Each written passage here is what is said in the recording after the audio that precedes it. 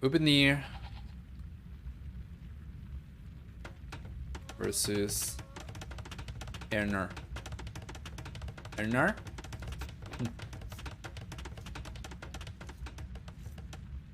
Should be updated now. Yes, perfect. Game number 1 thus, Mongols vs Huns for Eärnur and Ubetnir respectively.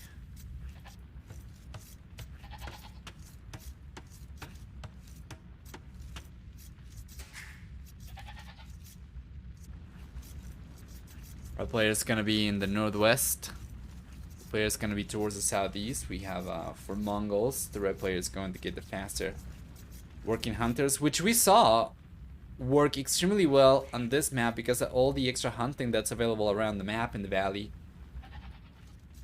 So it's very important for Ubetnir to try and keep some sort of map pressure so he does not let Eärnur get away with full hunting over here for free. The 40% faster working for Mongols, the hunters are extremely strong. We also get from Mongols extra HP unlike cavalry hussars, step lancer line units, 25% faster attacking cavalry archer type units, and for the team bonus 2 extra line of sight on scouts. While for Ubetnir's civilization, he does get a discount of 10 and 20% cheaper cavalry archer units in the castle and Imperial Ages, as well as 200 population from the get-go, although they do start with less wood. And then on top of that,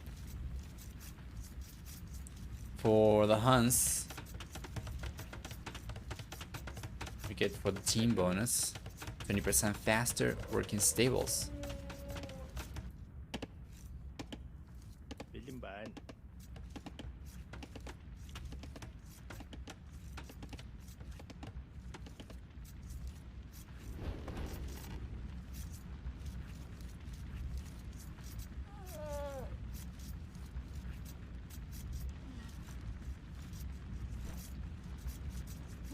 Nice, we're getting to 30 population already. Players will be on their way to the field age very soon. Love to see Eärnur try and take advantage of the hunting already. He's going at it on the left hand side and the right hand side. While Ubetnir is not really going for much of anything at all. I'm wondering just how familiar. What is this? A carcass. I wonder how familiar Ubetnir is with the map. I wouldn't be surprised if many players were not familiar with many of the maps over here at all, especially as Savannah Valley is being utilized for the first time in this tournament. Ubetnir probably realizes about the hunting only after jumping into the game. Eärnur for sure seems like he was aware of this, otherwise he wouldn't have gone for Mongols, and he's already been making a play for the extra hunting, so it certainly seems like he at the very least was familiar with this. Looks like a turtle. Also, this sort of map style gives huge Heroes of Might and Magic 3 vibes. Yeah, you know what? That is true. I am not familiar with Heroes of Might and Magic specifically, but it does look like an RPG style of scenario with all the grass and the pebbles, the shallows, the trees. Yeah, true. I can definitely see some units roaming around over here killing monsters. I love this map. It's just so well made. It's just so... The aesthetics are so good. This was made by Shin, right? Which I only now found out, turns out, is a woman? Well, she's got a great eye for map decoration. It's really well made. It's really well made. Yes. Well, Coyote said earlier as well that there were some other maps from her as well, like Mountain Coast would be one, right? I don't remember what the other one was that he mentioned, but those are pretty decent maps, like really good.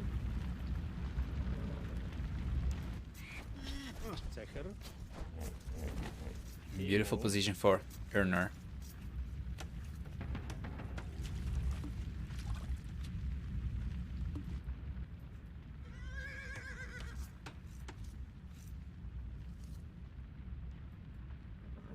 Alright, field age is on the way for both. 48 to 45 villagers. Ubetnir's been able to keep the TCs working a little bit better, which counts as a little bit of a surprise given Eärnur's civilization. With all the extra hunting he's been getting for free, he shouldn't really have struggled to keep the TCs working, but it is what it is. Ubetnir's looking a little bit better in that regard. And it's just going to go to the castle age. That's going to be the case for both players. Man, Eärnur has been collecting a lot of food. He'll just use the market to balance his economy. He's not been going at goal at all. He's just trying to get as much food as humanly possible. And it makes sense. If you get pushed away from here, you won't be able to keep on collecting the extra hunting anymore. So you just want to prioritize getting as much of this as possible. That's 40% faster working hunters for Mongols. So you can go for gold later. You might not be able to go for food later if you get pushed away from it. You would think the Mongols would be ahead in score with faster hunt and more scout line of sight. Yeah, definitely. And I mean, Eärnur is kind of ahead right now, but it's switching all the time and it's not a huge margin anyway. Let me actually take a look at this scouting information.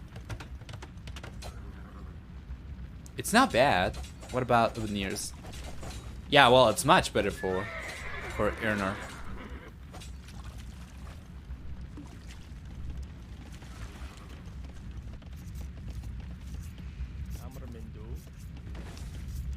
What is this, by the way? An elf's name?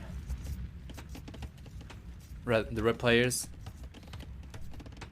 For a stable. 2 stables even for Eärnur. Should be on his way to the castle very soon. Ubetnir's got him beat to it, but with the scouts already coming out, the red player might be able to get a villager down or 2 over here. Let's take a look. Gets the spearman down, goes after the villager. Gets 1 villager down. He's going to get 2 villagers. Should be able to get 2 villagers. He's targeting different villagers though. He's got to focus 1 villager at a time, but he does end up getting 2 in the end. Plus, he's got extra scouts coming in. So this is really interesting. The red player is delaying himself to the castle age greatly by going for these scouts, but he's getting some good damage down so far. 3 villagers killed. Make that 4. Does sound Tolkien-y to me, but I didn't recognize it. Oh yeah, it is. It is, for sure.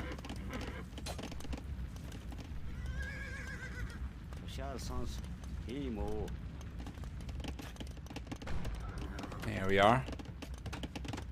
As a matter of fact, Grump was talking about it. He told me how to pronounce it, although I think I'm still screwing it up. I'm still butchering it, but yeah, that is not a good tower position for Eärnur over here. Not only does he not target many resources at all, but also he exposes his villagers. So that was not good. He does end up getting a hidden villager count by quite a bit though, which is good with all the villager kills he's been getting with the scouts so far. He's been able to stay ahead.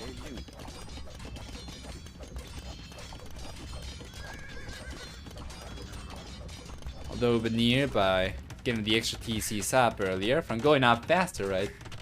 Be able to keep up, or to catch up rather, in villager count and potentially start getting ahead. Interestingly enough, Ubetnir's got triple stables over here, so it's not going to be a play for cavalry archers for the discount. Discount the cavalry archers instead. It's just full knights. Meanwhile, it seems like Eärnur is going to try and go for... Or sorry, Eärnur is going to try to go for his own knights as well. Could potentially make a play for camels too. Mongols do get them, after all. In 2-player size, the distances between the bases are much shorter. In 3-player size, they are quite far away. Yeah, I was noticing that because also I think with this map generation, the valley is not quite as big, is it? I don't think it's quite as large. Or what changes in 3-player map size compared to 2-player map size? Is it the plateau that's larger? Is it the valley? Is it both things? Because it seems to me like the valley is a little bit smaller, or that might just be the impression I get.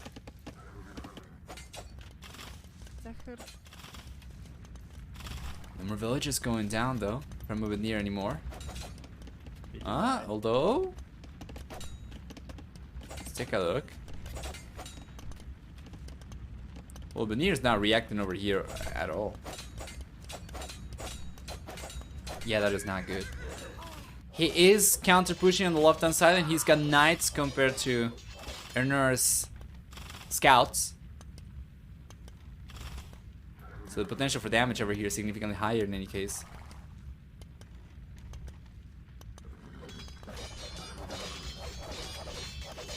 I like this gameplay type too, but if the map was to be used in 2-player size in another tournament, the resource distribution is not balanced. Everything is smaller. Okay.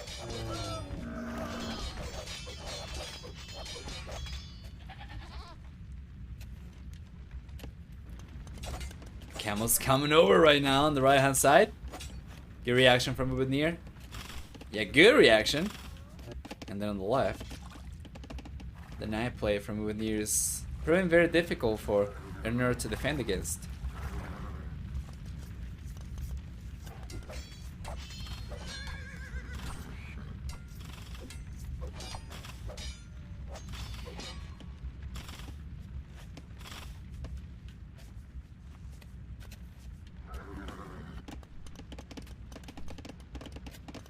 There we go.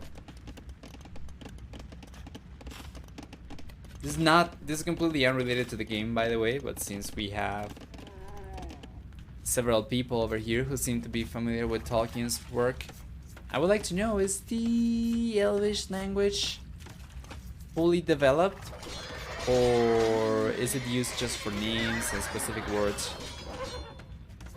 or is there a full language, kind of like what is the one from Star Trek?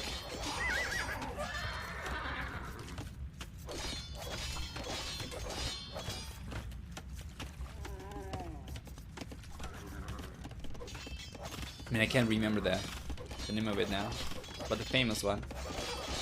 Or High Valyrian from Game of Thrones, I think. I think those are like fully developed functional languages, right? Klingon! There we go. The one from Star Trek, I think.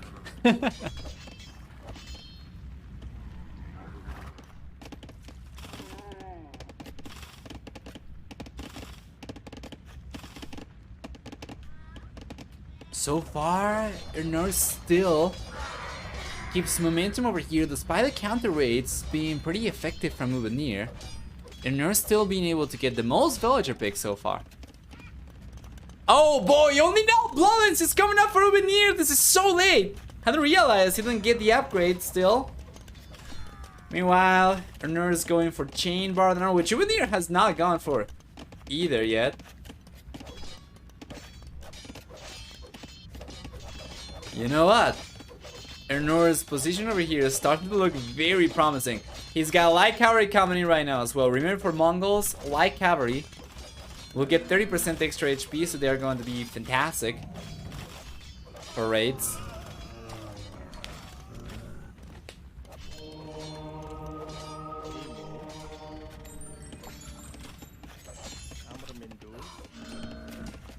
In 3-player size, all 4 corners of the valley would have similar amounts of gold and food, but now I believe one could have much less because there is less space. Could very well be the case.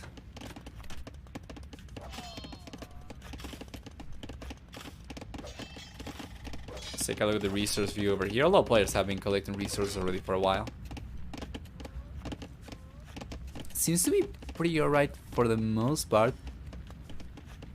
Yeah, except that we have 3 golds over here up in the northwest compared to 2, I guess, in the northeast. 2 and 2. So it's not perfectly balanced, and Eärnur is going to be in a better position, but that's only after the gold runs out anyway. I don't think that's going to come to play over here in this game specifically. Yo, just you! Le Prime, indeed. Thank you so much. Thank you so much. There we go. For the subscription, 8 months, 1 month away from the Twitch, baby. I just realized I always forget that Twitch is a company from Amazon. So every time that I complain about Amazon on my streams, The AI overlords are probably decreasing my chances of getting my issue solved with my purchase. Oh boy.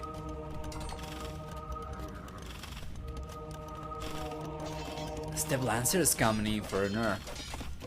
Wheelbarrow.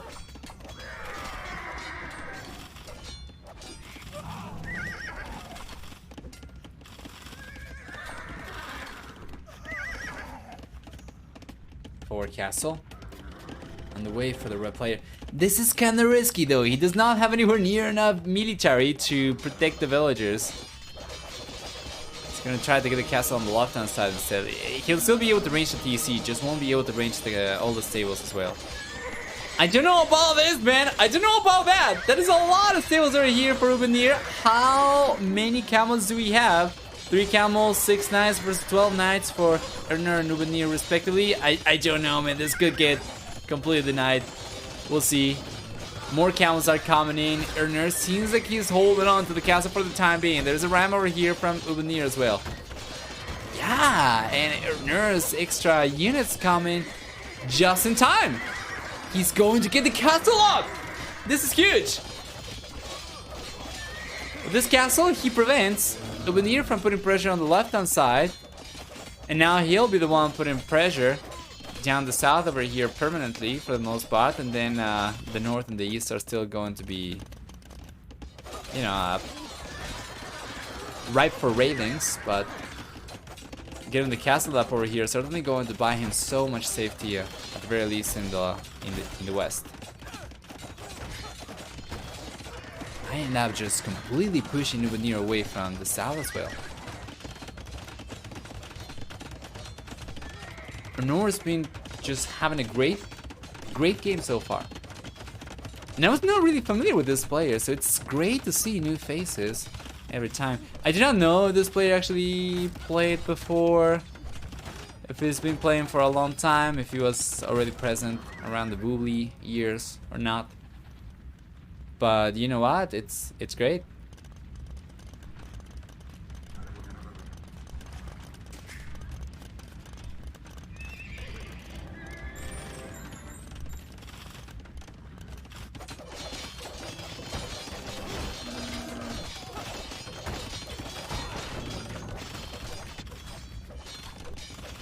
Forward castle on the right hand side now for Eärnur as well. Is it a meta for this map? Seems really like just cap raid spam all the time. I don't think we have a defined meta because we have seen this map like I think this might be like the 4th time only. But yeah, cavalry is going to be pretty dominant over here because the players are very far apart, so you need your mobility. And usually this is played on 3-player map size. This is played on 2-player map size because of a player mistake. They played this one on a smaller size map, but otherwise they are probably going. They are usually going to be further apart. So Ubetnir calls GG. He cannot prevent the castle from coming up, and this castle makes it impossible for Ubetnir to keep on pushing from the right. So game number 1 goes in favor of Eärnur. It's going to be 1-0, very similar to the previous series where we started with a little bit of an upset. Now we'll jump into game number 2 after taking a look at the achievements really quickly. And we'll see what we get. About 1-to-1 kill ratio. For economy, we have a stronger economy for Eärnur as well, collecting about 1200 extra resources, as well as about 7 extra villagers for the villager peak count over here for red and for blue. And the passiveness? What is the word for it? Ubetnir's being extremely passive allowed Eärnur to take advantage of all the extra hunting around the map, so that was not good. And I think Ubetnir might not have been familiar with the map. I think it might not have been. Anyway, we'll jump into game number 2.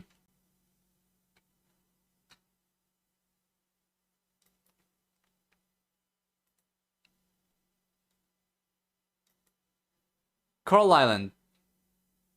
Oh, Coral Islands, actually.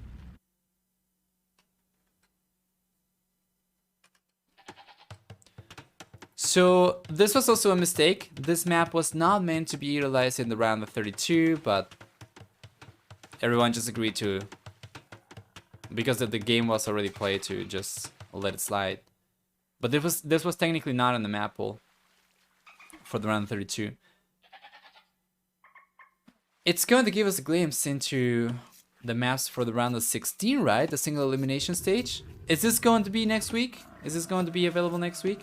Is this a migration? Yeah, kind of like it. You do have some resources you start with on your starting island, but you probably want to go out, right? Like there's extra gold outside, extra stone, extra wood outside as well. A lot of extra surface area as well, but you already start with a transport ship even. But I imagine it's probably going to be predominantly water. Very important for the players to get water control over here. That simply prevents your opponent from getting to the center or to any other islands if you're able to get water control. Map is gorgeous. Yeah, it's really well made. In the round 16, it will be here. Okay, it will be available. I'm curious about what players will do in case they pick double homeland in the next round, because that is a bit similar to Black Forest. Right. Well, if what we saw with clearing for Terra Nova duos is of any indication, they're probably just going to boom. With the difference that for Terra Nova duos it was 1 TC per player in a 2v2, and this is going to be 2 TCs per player in a 1v1. I guess if they're able to keep up, they're probably just going to play similarly.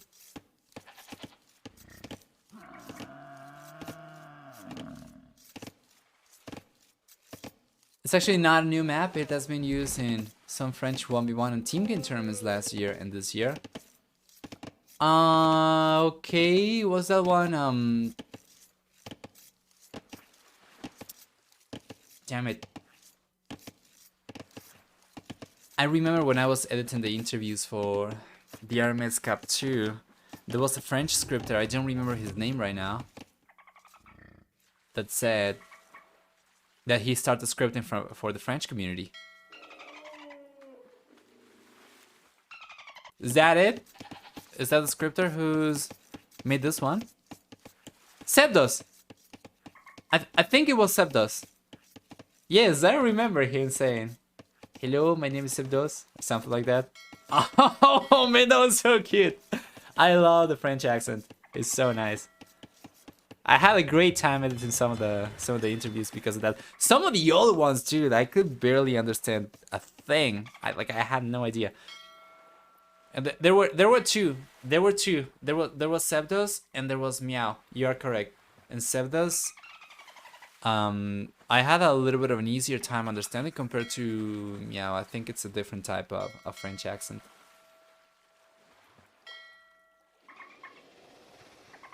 Not gonna lie, a goth landing with the barracks on this map could be hilarious. Could be. Wait, Sebdos is Meow? No. It was somebody else then. There were two French guys. Because I remember one I could understand everything, and the other one I could not understand a thing.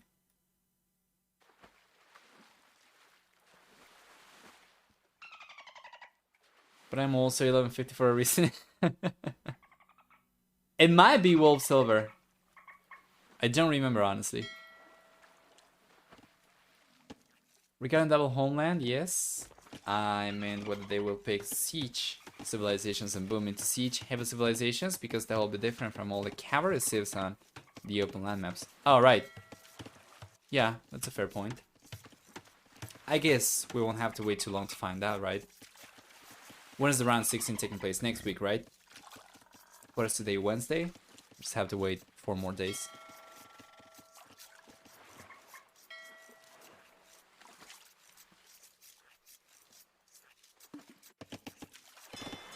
Village on the way for Eärnur. We haven't talked about civilizations. Ubetnir's got Malay for game number 2, and Eärnur's got Italian.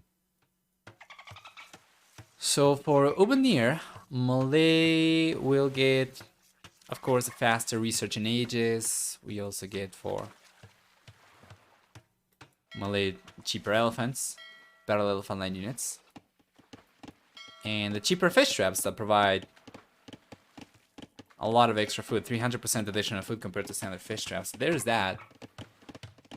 in Eärnur civilization instead, he will get a discount to go up to the next stage, so he might be able to click up a little bit sooner, but unless he manages to get to 40% before Ubetnir is able to click up to the next stage, he's going to get beat by Ubetnir, who's going to go up faster, is going to get a hidden work account because of it.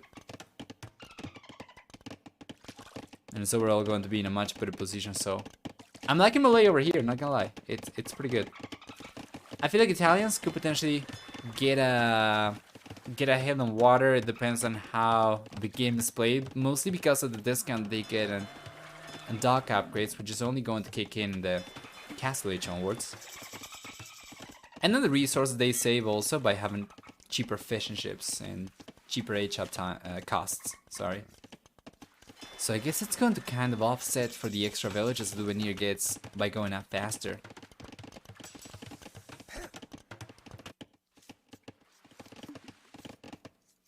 Subdos aka Meow has been around for longer. Wolf Silver, I believe, only started scripting last year. I think that's probably it. I don't remember who was the one who said that they started scripting for the French community. They both like those detailed, beautiful maps like this one? Right. You also make pretty nice looking maps as well. I like yours quite a lot. Quebrada was one of my favorite maps from the RMS Cup 2, for instance. Pretty well made.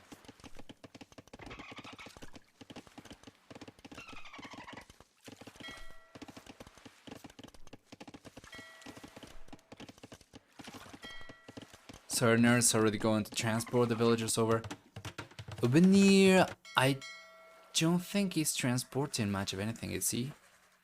Where are the transport ships? He's got one over here, he's got one over here. Yeah, he's not transporting anything yet. Oh boy, that is not good though! Eärnur is not paying attention, he loses one of the transport ships. Up in the north, he was trying to transport away as well. He's gonna have to walk away, or he's gonna have to sail away.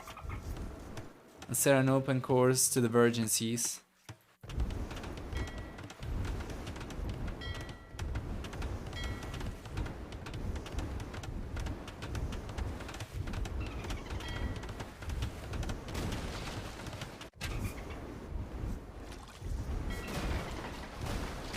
Nice pressure over here from Eärnur so far. And Ubetnir's going up to the castle age, so once he gets there, it's gonna be in a pretty alright position once he gets to work out the upgrade. Of course, he will need to mass a good amount of units to come back on water over here before he gets the upgrade, because Eärnur is significantly ahead in navy count currently, and he should still be able to click out to the castle age sometime soon. So it seems like water is going to still be contested for the next 10 minutes or so. Even if it's looking a little bit better for Eärnur right now, Ubetnir is going up faster. And even though Ubetnir is going to have stronger units from getting to the castle age sooner compared to Eärnur, the red player should still be able to hold on to his navy until he gets to the castle age. Like, there is no way that Ubetnir will be able to force an engagement. That is the thing with water units. You get to the next stage, you get stronger units, but it doesn't really do anything for you. If you do not have a means to trap your opponent, you're probably just going to end up chasing them away until they get to the next stage as well, and they're able to match you for upgrades.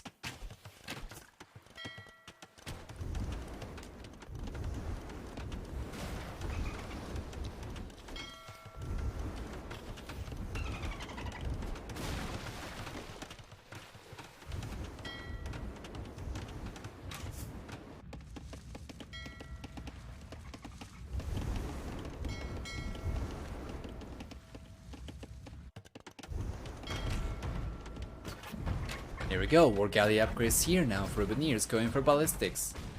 It's got 3 docks producing navy. Eärnur, on the other hand, it's got 4 docks producing navy. It's really good for Ubetnir, by the way. He gets the villager down. Well done. So far, game's looking... yeah, pretty close, neck and neck. Worker count, military count, really similar for both players.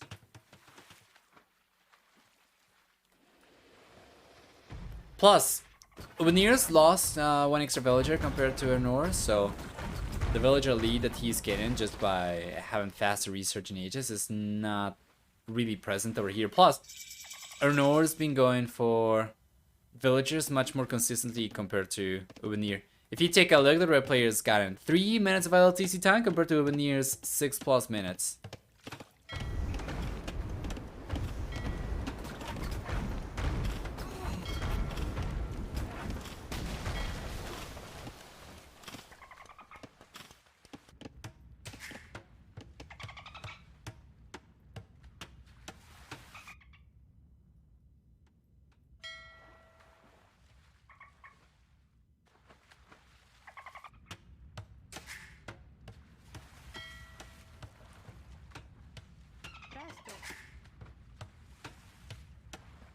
Beautiful.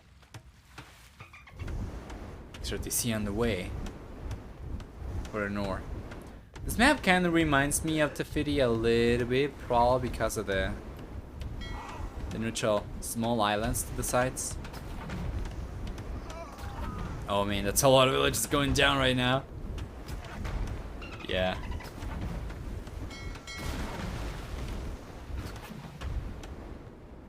Nice.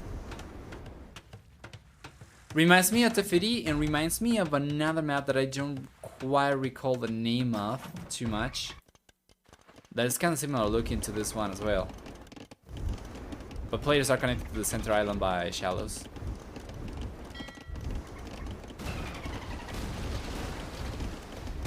You probably know which one I'm talking about.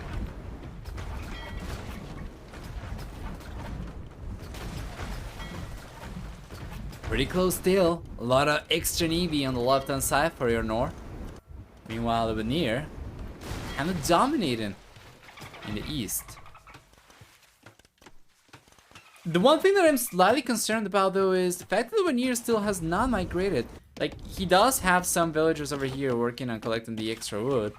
The one thing that they do not really have available, or do not have too much of back home, and now he's just run out of minerals, so he's gonna have to go over here to try and collect from the gold. He's gonna have to go over here to try and collect from the stone. But yeah, the problem is that he's only now migrating. Meanwhile, Eärnur on the other hand, he's already gotten the TC up over here.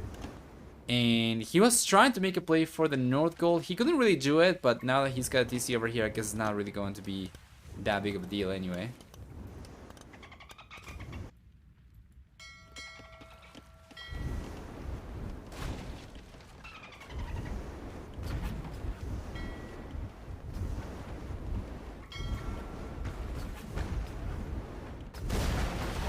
Nice.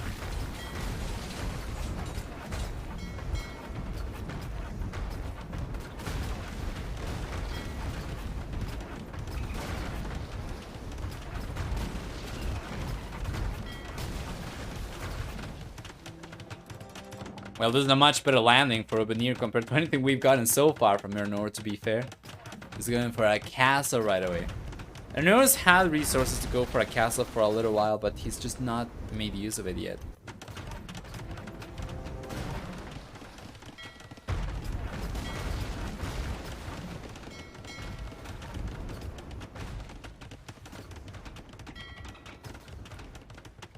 Oh man, that could have been really good for Eärnur. He stopped chasing.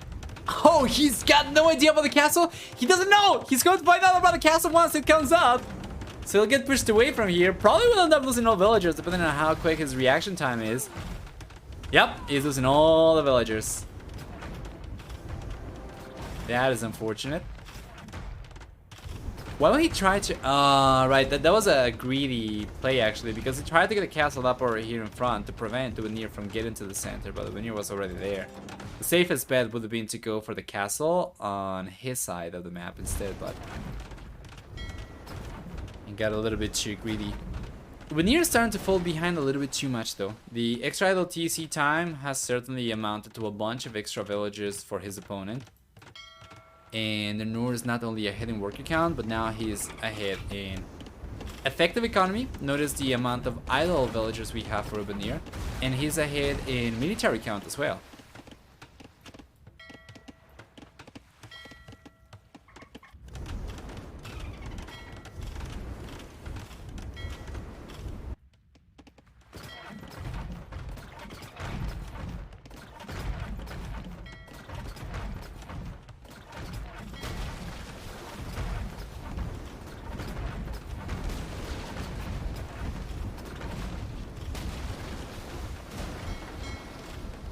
There you go.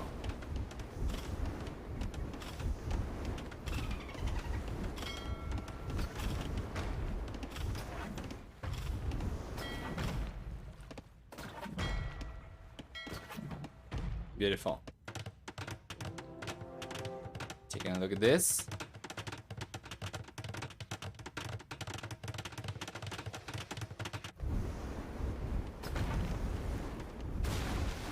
Looking really good as now Eärnur is finally going to get a castle that he wanted at the center. Not in the position he wanted, but this is going to give him a... It's going to give him a leg in the map in the center stage. Nice towers as well for Eärnur. Pushing the lumberjacks away from Ubetnir. And what do we have left for the blue player though in terms of resources? He's got the lumber camp on the left hand side. But he ends up getting pushed away from the goal. Man, things are looking super rough for the blue player. Take a look at the population with Eärnur already getting a 22 population lead over Ubetnir. At this stage, close to 20% stronger population compared to the blue player. He ends up pushing him away from gold. He ends up pushing him away from wood. Fortunately, Ubetnir does have a foot on the center island, so you could potentially go for extra resource over here with wood, stone. Not gold though. He needs to regain control of this area, and he does. However, Eärnur will be the first player to go up to the Imperial Age as well, while Ubetnir is not even close. Having a smaller economy to work with and having to keep up with military production is not ideal. Eärnur does end up clutching it up and going up to the Imperial Age significantly sooner, and this is incredibly bad news for Ubetnir. So much so that I wouldn't be surprised if he called the GG as soon as Eärnur got to the Imperial Age. Although Ubetnir could potentially keep on trying because he does research the next stage significantly faster, so he could make a play for the Imperial Age even after Eärnur gets there faster. However, the problem for the blue player right now is the potential for trebuchets. Once Eärnur gets to the Imperial Age, starts pumping trebuchets, well, there is not really anything that Ubetnir will be able to do to defend his position at the center island, and this is the only location he's going to have safe access to extra wood, for instance. On the right hand side, we still have the towers over here from Eärnur that once he gets Vodkin Arrow should be able to push Ubetnir away from. And then on the left hand side, I guess we do still have access to wood over here for Ubetnir, but this wouldn't really last for too long, so he definitely wants to keep at the very least partial control of the center island. Oh, Karambit Warriors coming out for Ubetnir. Nice. And Eärnur is going for Genoese crossbows. Same population for both. Ubetnir's been able to catch up.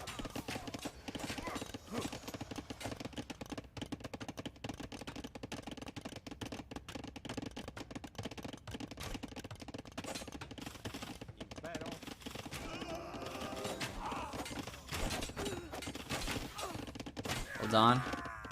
Yeah, there we go.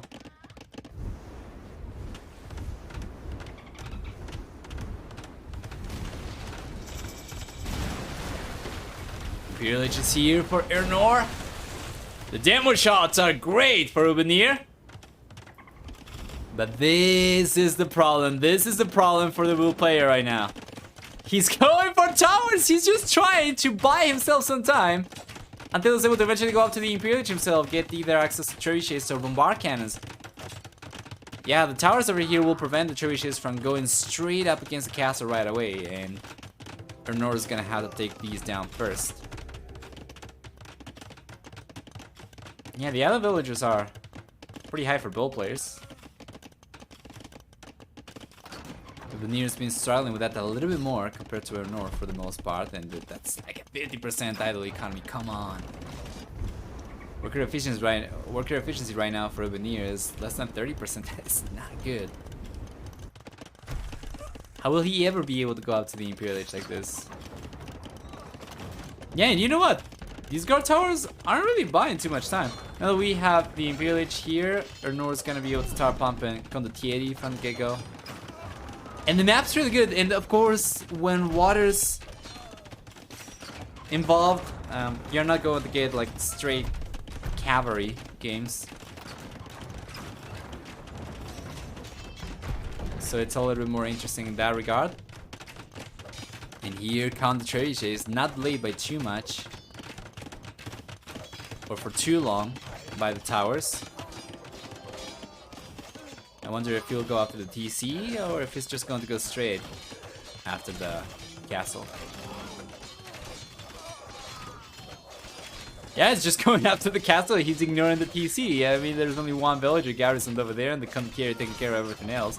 There's a second castle over here for Eärnur already. And guys, the game's looking pretty much over. Even if Ubetnir was able to click out to the Imperial Age, I don't think he would have the means to reclaim the center of the map anymore, and without the center, he won't be able to collect wood.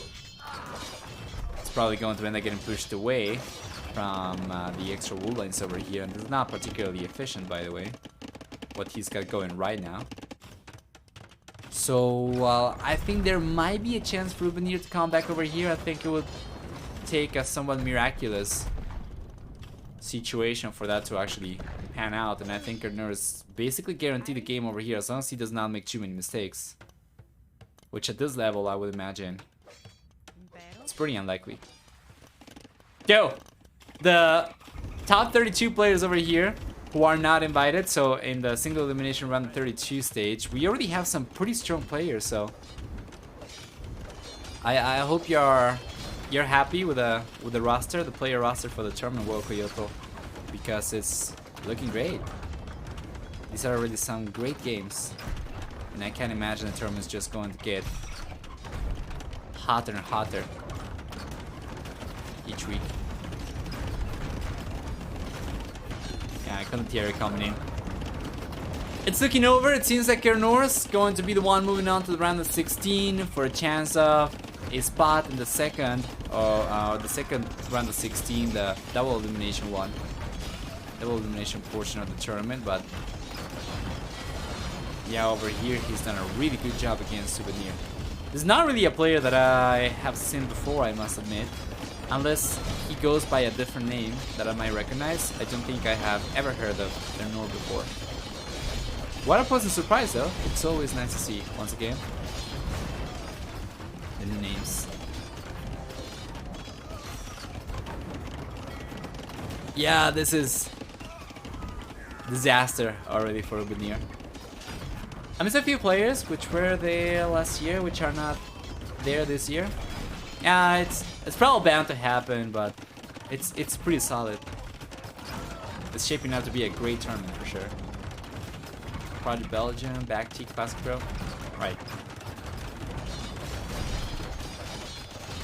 Hey T-West! Hi. How are you doing? Welcome back. Galli's coming up for Ubetnir. Galleon rather, sorry. He's already gone for Wargali in the Castle Age. So Galleon's coming up for him, but it's a 100 population delta over here favoring Eärnur. As Ubetnir calls a GG, the red player clutches this one up, and honestly, I would say this is an upset just because I do not know who Eärnur was before the series, but I didn't know who he was before the series, but he actually played really well. This might not be a lower elo player at all. I do not know what his elo is. Let me take a look to see if I can find it on ageofempires.com.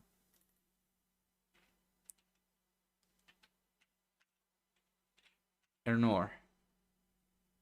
Okay. So ageofempires.com says that Eärnur does not have elo. Okay. Let's take a look at the achievements. What do we have? A 6-to-5 kill ratio for Eärnur. Fantastic. For economy, we'll see a stronger economy for Eärnur as well, with about 13,000 extra. 13,000 extra resources, or close to it. Faster Imperial Age time, and then for the feudal and castle times, it was better for Ubetnir. Makes sense, he was playing melee, but then the transition to the Imperial Age was so much smoother for Eärnur, and his plan in the Imperial Age with the trebuchet push and the Condottieri push was extremely effective, and there was nothing Ubetnir was able to do about that. So well done. Eärnur 2, Ubetnir nil. He moves on to the round 16, single elimination stage. Ubetnir gets knocked out at double cap 3.